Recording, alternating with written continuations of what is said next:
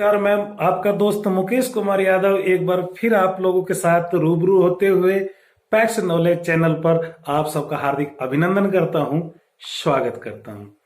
दोस्तों, ज्वलंत जो किसानों की आवश्यकताएं हैं, किसानों को किस वक्त क्या करना होता है, वो सब जानकारी लेकर के मैं आप सबके साथ में उपस्थित होता हूं। तो आज का हमारा विषय रहेगा शीतलहर पाला। पाला पड़ना किसे कहते हैं दोस्तों? ये जो पाला है, ये शीतलहर के रूप में जाना जाता है। जैसा कि पिछले कुछ दिनों से आप देख रहे हो कि हमारा क्षेत्र ही नहीं बल्कि पूरा हिंदुस्तान सर्दी की ठिठराहट से, ठंडक से, हाड़ कपा देने वाली शीतलहर से त्रस्त है। क्या ऐसे में किसी ने सोचा है कि किसान भाई जो अपनी कड़ी मेहनत से फसल को तैयार करते हैं तो उस फसल पर भी इसका दुष्प्रभाव पड़ता है? हाँ दोस्तों, हाँ किसान भाइयों, सर्दी का आपकी फसल पर नुकसान होता है, जो मुझसे अधिक आप जानते हैं। आप लोग इस बात को अच्छी तरह जानते हैं कि इस पाले की वजह से हमारी फसल की जो पत्तियां होते हैं, फूल होते हैं, वो झुलस करके झड़ जाते हैं। कच्चे जो फल होते हैं वो सिकुड़ जाते हैं। दोस्तों, इस सब को हम जानते हैं और जानते हुए इसका उपाय करना चाहते हैं ताकि हमारी फसल बची रह सके।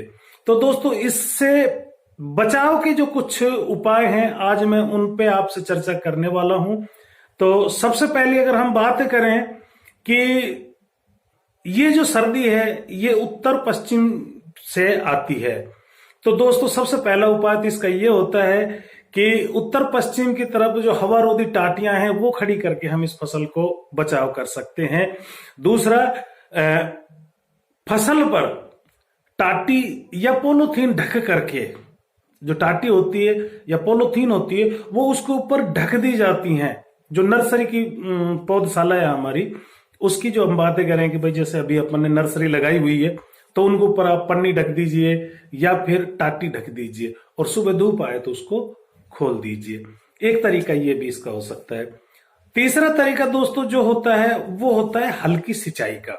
जैसे ही हमें पता चला कि भाई संभावित है आज अभी पाला पड़ रहा है, शीतलहर पड़ रही है और इसका अनुमान लग चुका है हमें, तो हमें वो उस क्षेत्र के अंदर हल्की सिंचाई कर देनी चाहिए। दोस्तों, इसके लिए अलग से एक जो तरीका है जो हमारे कृषि विभाग ने इसको लॉन्च किया है, हमारे वैज्ञानिकों ने जो किसान भाइयों के लिए दिया है, वो दिया है घुलनशील गंधक।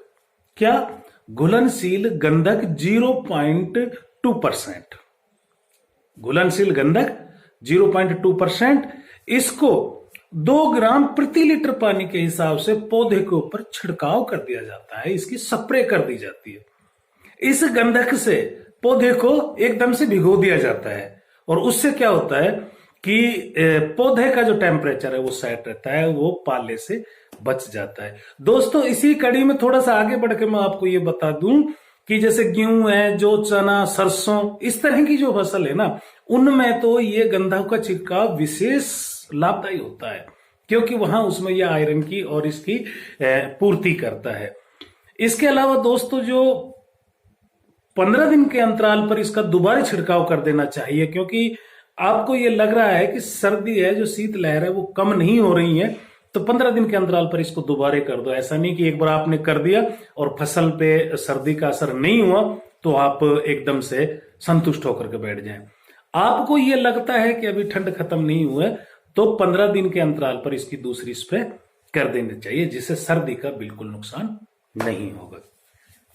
अगली जो इसकी बचाव का जो रास्ता है दोस्तों, वो थायो यूरिया 500 ppm है। क्या है? थायो यूरिया 500 ppm। इसका जो है वो आधा ग्राम प्रति लीटर पानी के साथ में छिड़काव होता है। आधा ग्राम प्रति लीटर पानी के साथ में, मान के चलो जैसे कि आपने 16 लीटर की टंकी ले ली है तो 1 लीटर के लिए आधा ग्राम है तो 16 लीटर के लिए 8 ग्राम हो गया।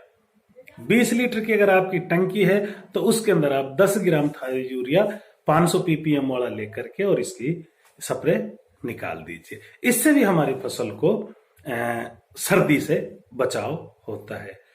अगर मैं पुरानी बात करूं, अपने बुजुर्गों की बात करूं, जब हमारे पास गंधक और थायो यूरिया जैसी तकनीकी नहीं थी, तो उस वक्त हमारे जो किसान थे, हमारे पूर्वज जो थे, वो जब पता चलता था कि आज सर्दी होने वाली है, तो वो उत्तर पश्चिम की तरफ जाकर के और वहां धुआं कर देते थे। मतलब एक जगह कुछ फूस इकट्ठा करके और उसमें आग लगा देते थे, और उससे धुआं होता था और उससे फसल पर सर्दी का प्रकोप बचता था। इसके अलावा दोस्तों, आपने देखा होगा कि पुराने समय में हमारी जो परंपरागत खेती जो हमारे किसान बुजुर्ग करते आए हैं, तो उन्होंने अपनी मेड़ों पर उत्तर पश्चिम की तरफ में शीशम है, सहसूत है, बबूल है, खेजड़ी है, अरडू है, इस तरह के पौधों को लगाया हुआ था, खेतों के बीचों में भी, साइड में भी। तो इससे क्या होता है कि ये शीतलहर के द्वारा जो वो हवा चलती थी, ठंडी हवाएं जो चलती थी, फसल को जो नुकसान होती थी, तो वो इनको उस नुकसान से बचाते थे। तो दोस्तों, ये थी थोड़ी सी जानकारी शीतलहर से, पाले से अपनी फसल को बचाने के लिए। और फिर मिलते हैं दोस्त ऐसी नई जानकारी के साथ में। जो नए मित्र हैं वो मेरे चैनल को सब्सक्राइब करें, और सभी दोस्त इसको लाइक और शेयर करें, अधिक से अधिक इसको फैलाएं, जिससे हमारा मनोबल बढ़े और हम आपके पास फिर से रूबरू हों। और अपने इन्हीं शब्दों के साथ में अपनी वाणी को विराम देता हूं। फिर मिलते हैं दोस्तों। जय हिंद, जय भारत।